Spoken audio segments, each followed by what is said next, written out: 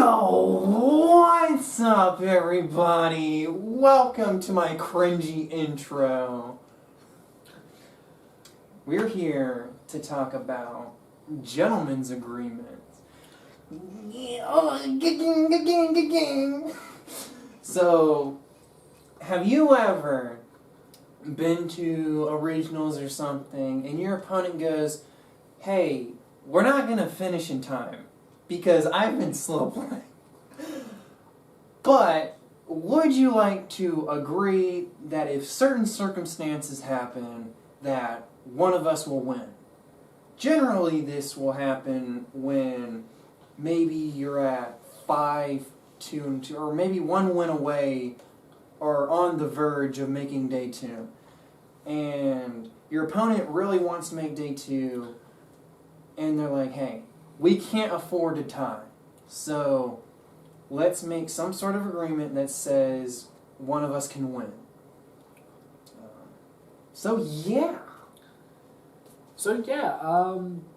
I was in a position where gentleman's agreement would have worked out favorably, but I kind of heard my opponent talking before the game that based on the deck he was playing, really the only gentleman's agreement he would agree to, he wasn't talking directly to me either, he was talking to someone else, was basing it on board state at the end of, the +3 turns. And, I was sitting there going, something about this just seems super fishy to me, so I didn't propose a gentleman's agreement, he didn't propose a gentleman's agreement, we just kind of played the game and let it play out how it was. And, that kind of starts the crux of what I have to say about gentlemen's agreements is, TPCI is, recognizing that these things do happen. There's no longer, a punishment for it as long as you stay within certain parameters of you're allowed to ask once, you can't ask for a concession, you can concede whenever you want, but they're not going to enforce anything that you agree upon. And I guess I'm kind of at the point where I look at, gentlemen's agreements and go, well, if we accept that they happen and we're going to let people do them, why don't we just set legal parameters for how they're done? And, I think it's one of those things where you could go so far to say, you can't make a gentleman's agreement till round 5, or you can't make a gentleman's agreement unless you have, a certain, the records where these things actually start to matter. That way judges don't have to actively monitor 600 games that all decided they're going to do a gentleman's agreement. It's something you could add to a match slip to say, both players agree that at the end of time, player hit on prizes, they both sign here, now it's officially enforceable at the end of time. You have options. So you might be wondering, why are we even making this video about gentleman's agreement? I'm personally, how I've seen it, it's kind of become, it's like a he said, she said kind of thing. So it's like, what are you going to do about it? And, well, what's even the problem here? It's like, you agree, whatever, what's the problem? Well, you're getting animated. Keep it up. Keep it up. Keep that energy, Evan. So what's the issue? Well, some people get a little irritated, and rightfully so, when your opponent, especially when they propose it to you, saying, hey, if these circumstances are met, I will give you the win. This will be the win condition. If these circumstances, if we meet the agreement, then a win will be given. But it gets frustrating when they don't stick to their word, and it becomes a he said, she said thing. So let's say if they meet the agreement, and you're like, well, I'm going to be a person of my word, a gentleman, a gentleman, and give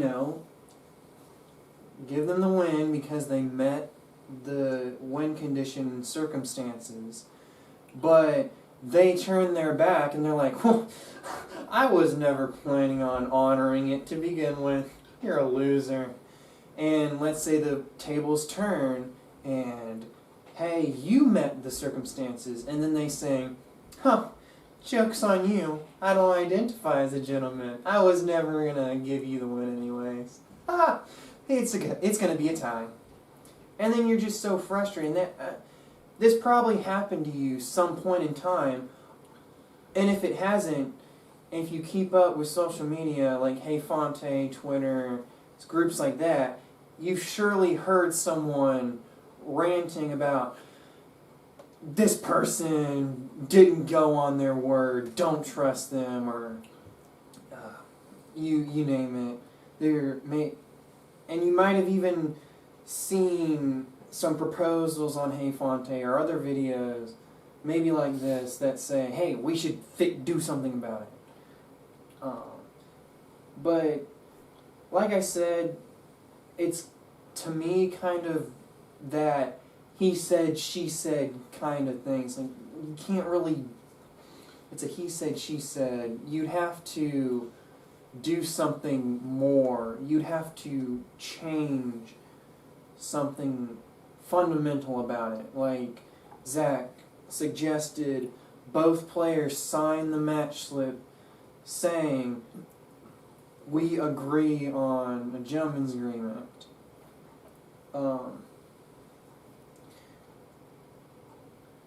What do you think about the staff, the burden that this puts on the staff to be in charge of enforcement?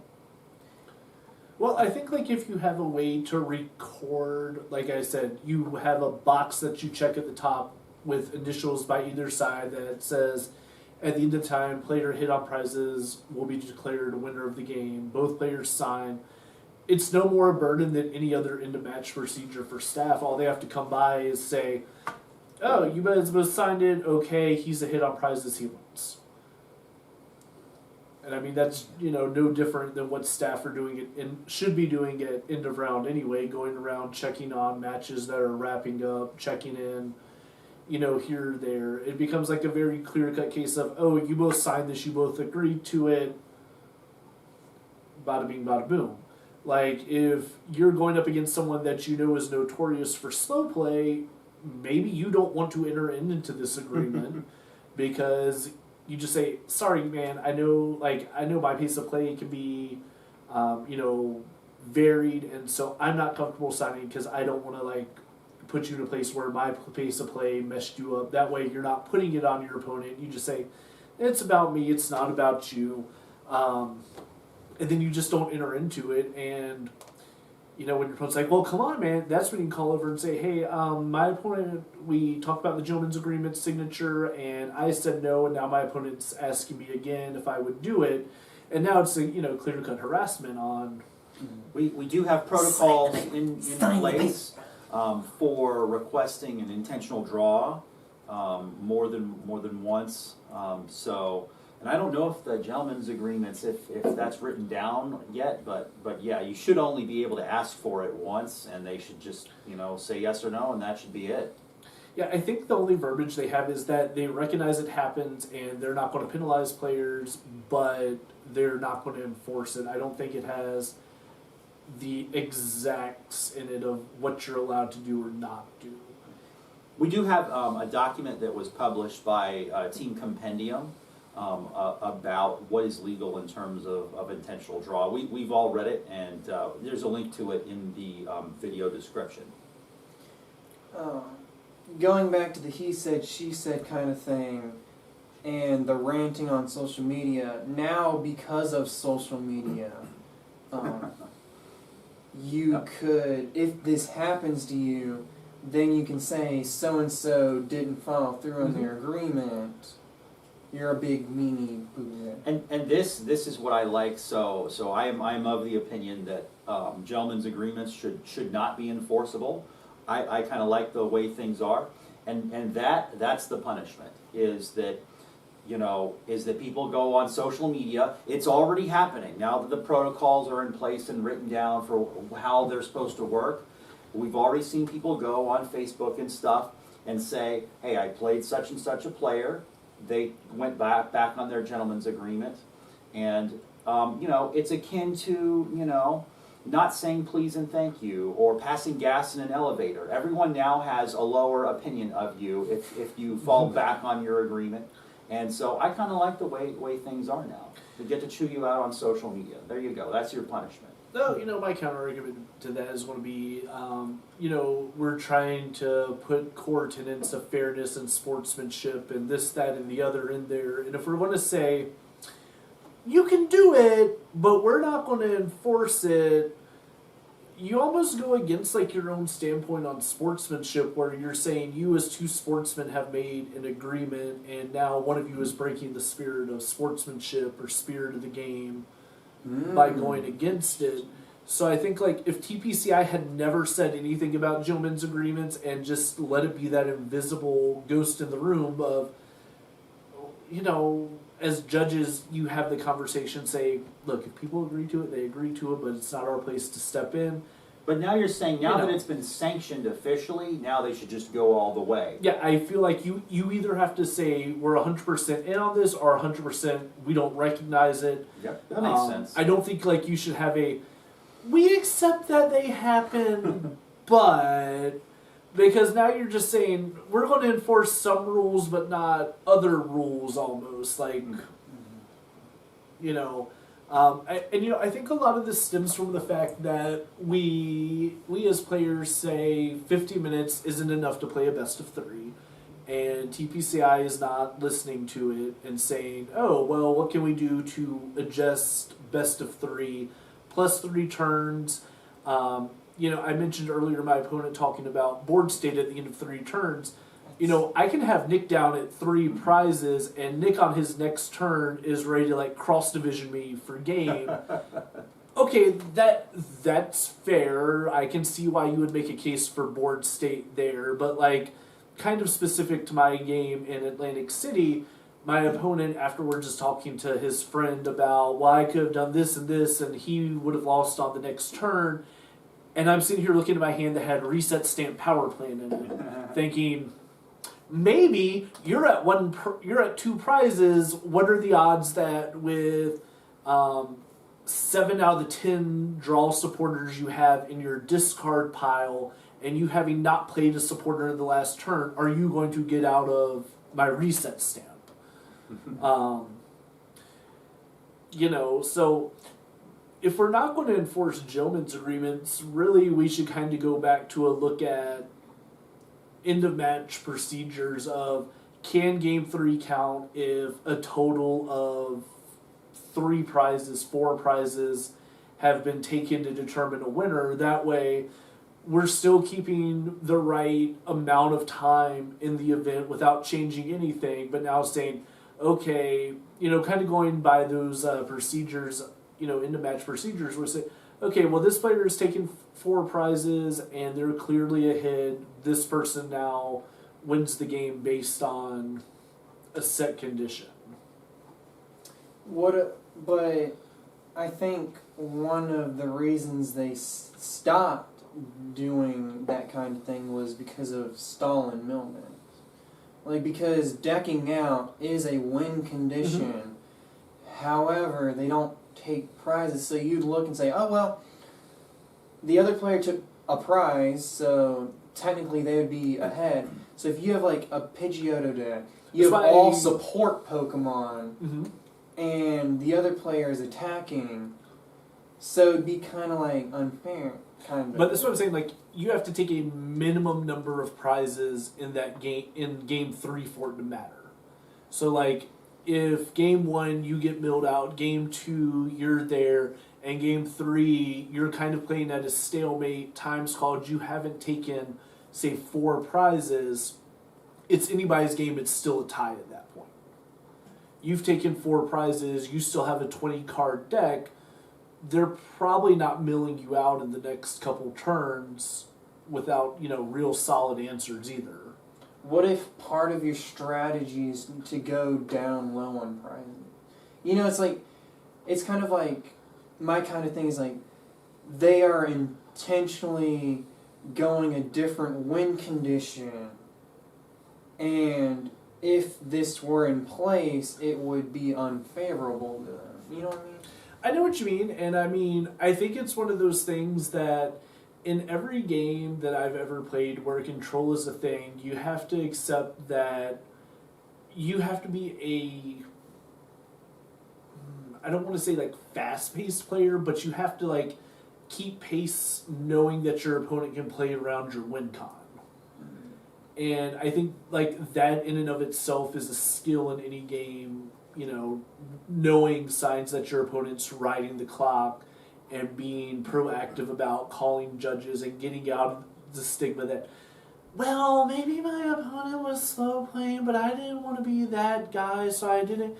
No, if you're playing a mill deck and you know your opponent's riding the clock, call a judge and say, I'd like you to watch my game because I see my opponent has taken, 30 seconds for a deck search, 17 seconds to do this action, and I know they're just riding the fullest time on every action, and they've done it for the last 2 turns, trying to, circumvent my win condition. Now you have a judge that kind of monitors your game and says, okay, well now let's enforce that penalty because you are actively going against the grain of the clock. A general tip just for everything, never be embarrassed to call the judge. Don't be shy. If you're feeling in your gut that you need help from a judge, just do it.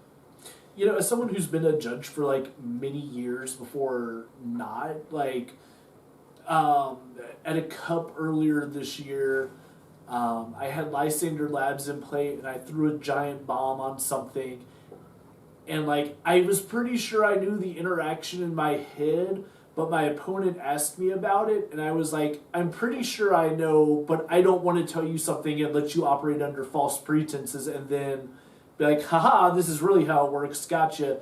So we just called a judge over to be like, can you clarify this is how this interaction is going to work? So, I mean, I think that's like a big thing people need to get over is like, we're not in elementary school anymore. Snitches don't get stitches. Like, call your judge, say, my opponent's slow playing me. I'm playing a mill deck, and they, I won game 1, they won game 2, and now they're trying to jockey for a position. Like, advocate for yourself because,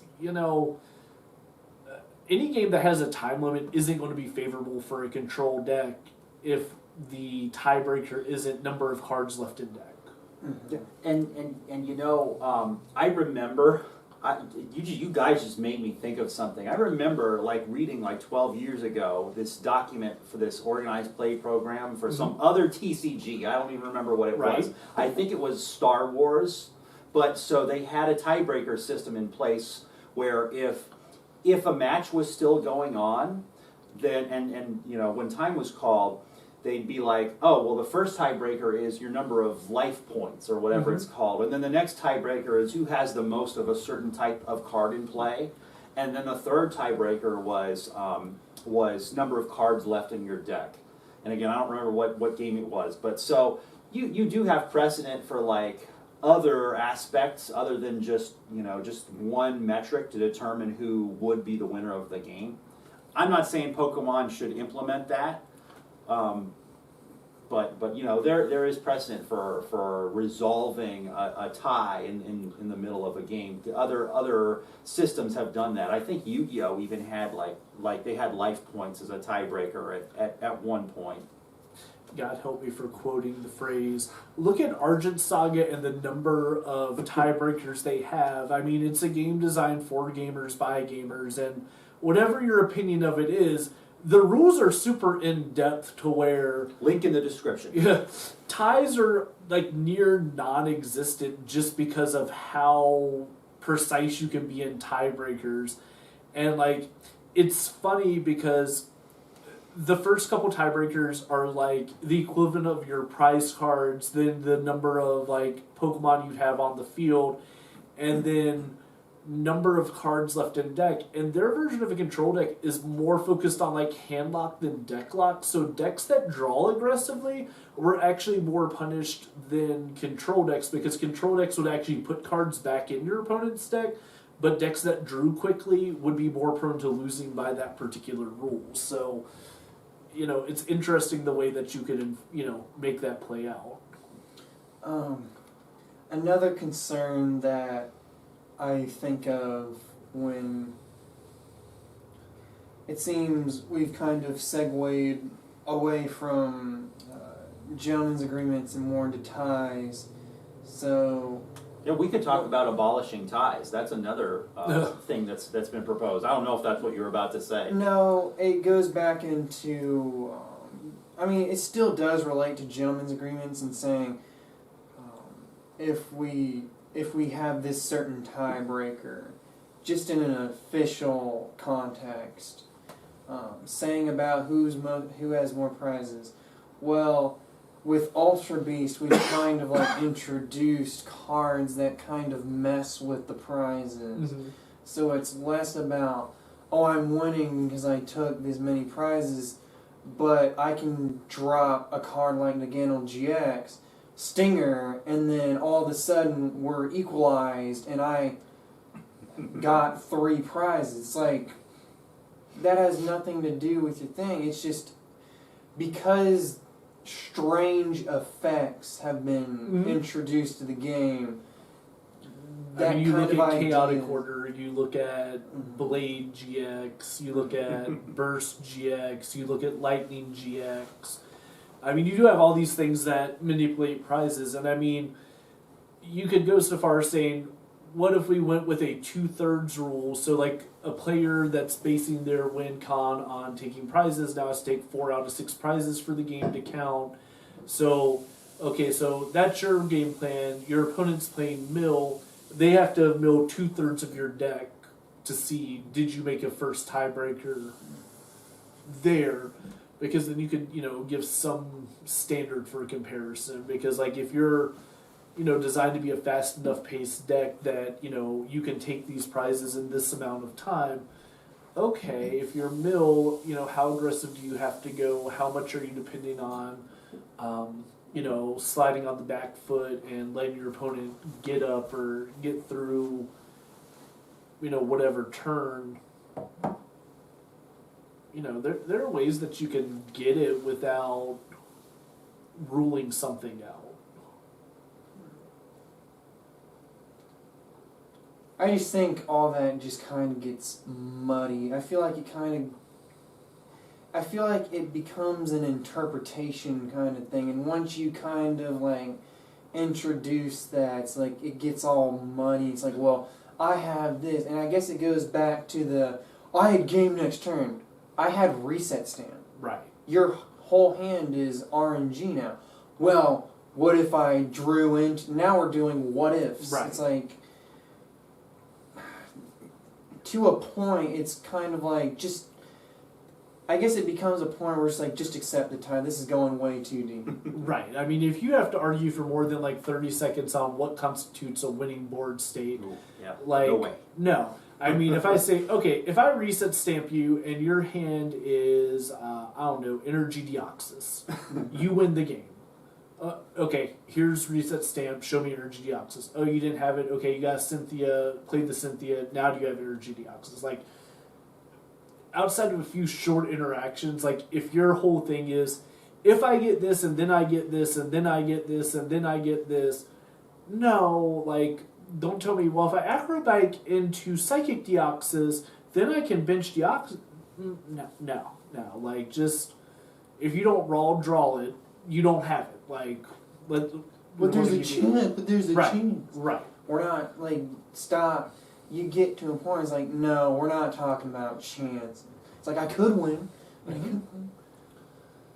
The mystery box could be anything. It could even be a win. So you guys are no on abolishing ties. No, I think it's better than both players losing. I don't think it's better than being able to determine a winner. So I think like the 6 of one, half dozen another, like you're robbing Peter to pay Paul, you might as well keep them around if it is an overall positive for things. Because I see it getting like a lot messier if you say, okay, we're not doing ties, it's either a win or a double game loss. What you going to do there? Because as we just said in this scenario, you now say each player has 30 seconds to argue their case as to why they didn't lose. Now you're getting into wasting staff resources at an end of match procedure. Additionally, what if you have a more casual player or someone who doesn't know how to? I mean, if we're getting into arguments, like, well, I know what to say, like I know how to argue, while they don't. They're like, Yeah. I just wanted to play a game. Why are we at an argument? It's Right. wait, I thought this was about Pokemon, not. And you have your opponent says, well, I do my board state. Like, they know the game on a much more complex level, and they have the education to be able to express their argument better, while your opponent might be, especially in the Master's Vision, like you have this grown butt adult that knows exactly what they're doing, knows exactly what to say, knows exactly how to hold themselves, where you have a 15-year-old that just came into the Master's Vision just like, I just wanted to play some Pokemon.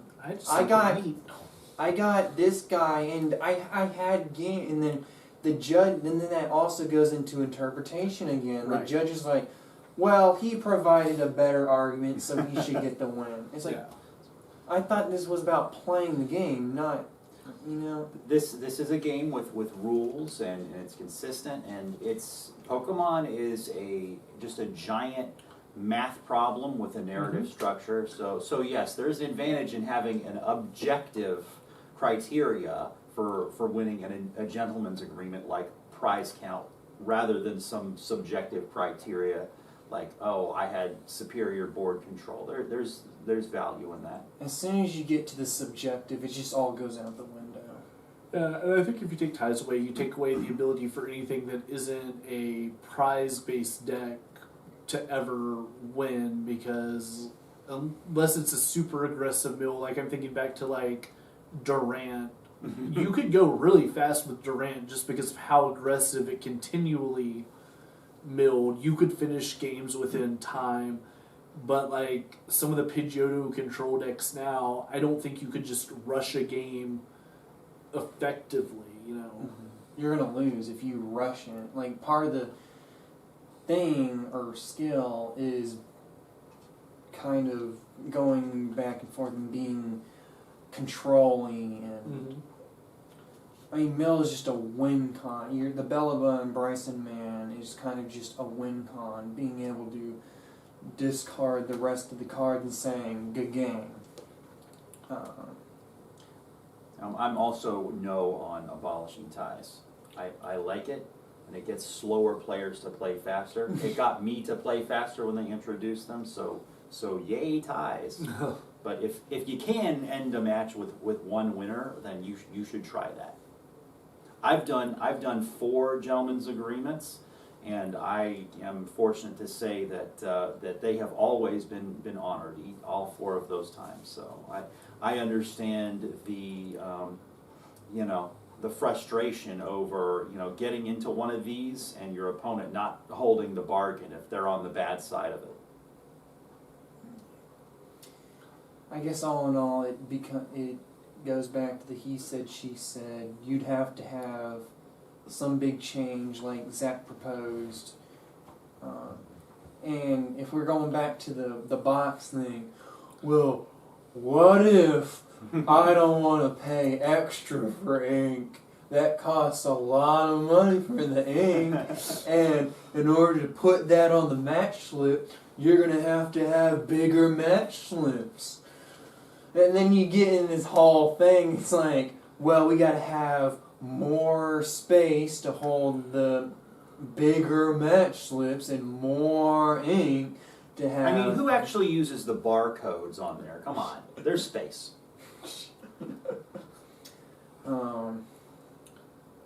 But Zach does bring a good point that if you're going to acknowledge it, you kind of do have to go the whole way with it. So, I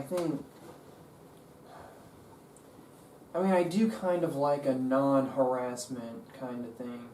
Because what if they said it's non-existent, but then your opponent constantly harasses you during a match about the agreement, I guess you just go into all overall unsportsmanlike conduct. Yeah, and I mean, we can just say we've made a precedent by not acknowledging intentional draws, and now we do acknowledge them, and we have protocol for doing it. So it's not unheard of for them to step in and say, yeah, I guess we do need to do something.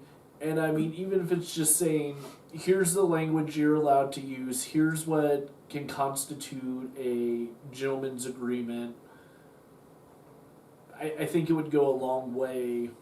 Or just saying, we published in the past what our standpoint on gentleman's agreement is, but we're no longer going to include it in the rules doc because we realized how much of a slippery slope it can be to have it in there without any real enforcement either.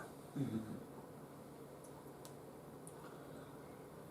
But that's kind of my take on it. The he said, she said, yet saying again,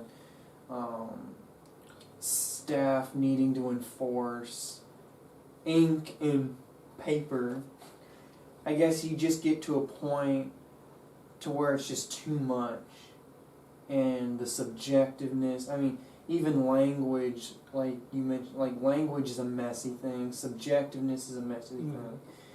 It just gets so messy, or I don't even know where to say other than just it's a he said, she said. I feel like you get to a point where you just said, that's kind of on you, sorry, and what you do with that is what you do with that. You can go on social media and choose someone out, but... So we've almost hit 35 minutes. I didn't think we could talk about gentlemen's agreements for 35 minutes. Man, I like recording with these people, man. They are great. And every time we talk about recording a video together, I know they're going to talk with vigor and enthusiasm. They're always going to have something to say, which is great because I don't talk a lot. I actually wasn't supposed to be sitting in this seat. We had another person who was supposed to be here. Traffic. But traffic stopped them. Yeah. Rest man. One of the struggles of living on a peninsula. We've got our social media in the video description, and so I guess we'll give like our closing thoughts here because I want to end with one final thought. Is as much as like naming names and giving shame on social media is great, one more thing for me as a player to have to memorize the list of all the people that have broken gentlemen's agreements. That's why I don't feel that is a sufficient enough punishment, because now it's like, am I allowed to carry around a notebook of everyone who's broken a gentleman's agreement? I'm not. Oh, I have to remember it. Oh, you're so-and-so? Picks up the match. Oh. Interesting. I see on Daytona Regionals 2017, approximately round 7, you broke a gentleman's agreement with Billy Bob. Sorry about your bad luck. Interesting. So there's some pros and cons. Yeah. I don't really know. I guess my closing thoughts, as obviously rehashing what I said yet again, but you can't, it's going to be very difficult to find a solution. There will be no clear-cut solution, because we tried to keep talking about it, but it kept leading to subjective things in language. So there will be no clear-cut answer to this topic. It will just be a he said, she said kind of thing. And that's pretty much all I got to say on it.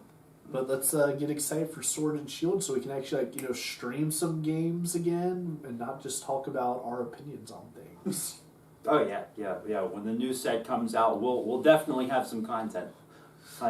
Just we've already started talking about what cards we're excited about, and the first turn rules that may or may not be changing. That might be it. If you've seen a card in Sword and Shield that you'd like us to feature in the stream, comment down below, like and subscribe, and you may see it come up in our Sword and Shield trial series. Alrighty, aridos, goodbye. Yeah! Hey! We did it! We did it! Try not to get copyrighted, yeah! Llamas Emos. Ooh.